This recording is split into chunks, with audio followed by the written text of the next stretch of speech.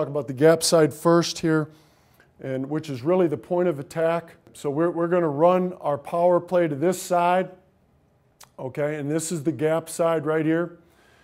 Obviously, the left guard has no man lined up to his inside gap. The left tackle has a man lined up to his inside gap.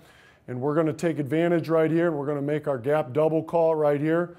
And we're going to work to the backside linebacker, okay? Sam, Mike, and Will right there working to the backside linebacker. We don't have a lot of time, but we still want to platform this guy up here. Our tight end has a man to the inside, okay? So he's going to take inside footwork. He's going to get his hands tight in there. He's going to get his helmet inside, okay? And we're going to platform this man to the backside linebacker. We're going to control this man right here. And that's, really this is all about, getting a straight look, no movement or anything else like this, and how we want to talk about first level first and handling the down lineman and winning at the line of scrimmage. So our left guard right there, you can see that short settle step right there, that what I call just a replacement step. He's turning that foot, he's putting that inside pad into the ground right there. He is driving off that. He's powering straight up the field. We're not going to chase out. We still have to have inside vision. We have to have inside responsibility right there. And I'm going to carry this 3 technique as long as I can until that ID linebacker makes a decision as to what he wants to do. And really in this play, the linebacker never really did figure out what he wanted to do. So in the meantime, we get to continue this double team, all right? Our outside man, the tackle right here, is taking a down block right there. He's stepping at the defender, power step at the defender, and drive. You can see that neither one of these guys are working against each other.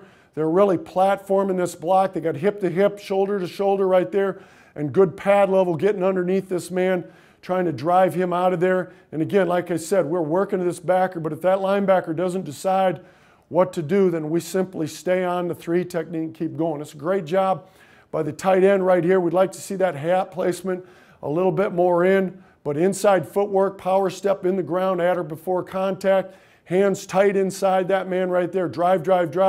Good base leg drive and hips rolling into that man right there, and really controlled that man in the C gap, was able to create some space for us right there on that. And then everything else we can get back to. But we're just talking about gap side, play side, point of attack right there, and controlling the line of scrimmage. First level first, no movement. Okay, this one is really much the same. We're breaking this play down into gap side and go from there. The same thing. You have the same call right here. You have the same footwork up the field. This time the linebacker has decided to scrape over the top, and we really want to tell your tackles, hey, man, first level first, okay? We could be a little bit late. We got to get on this guy. He gets on him eventually. It's not pretty. It's not perfect, but he's able to stay on the man, fit up on him. And again, that late guy over the top, we got a chance for good things to still happen. The running back is taking it where he's supposed to take it. We rally back to that move and back on that man. You have your tight end right there. Has a little bit different scheme right there, and I won't get into this. It's just a little out scheme right here based on he is blocking that defensive end, what we're calling that man, the defensive end, and going from there. But really what we're focusing on is this gap double on the play side on the point of attack. Okay, again, now we're just talking about the play side point of attack. We get a little bit of leakage in here. Okay, and this man has moved to a 4-eye. So he's trying to avoid that double right there. We're still working to that ID linebacker. You still see John is inside footwork, second step straight up the field. I'd like to see him get both hands into that man. You can see that inside vision. All right, he's really aware of this is my inside gap. This is my responsibility. This is all a bonus right here in the tackle. Staying on that, trying to get underneath that man. I like to see him come in there with the screws a little bit more. Try to match that pad level of that defensive lineman. But driving the feet, hipping into this guy, keep driving. This time the linebacker goes over the top with his 4-eye, and we stay on. He ends up coming off, and the running back does a nice job of his responsibility.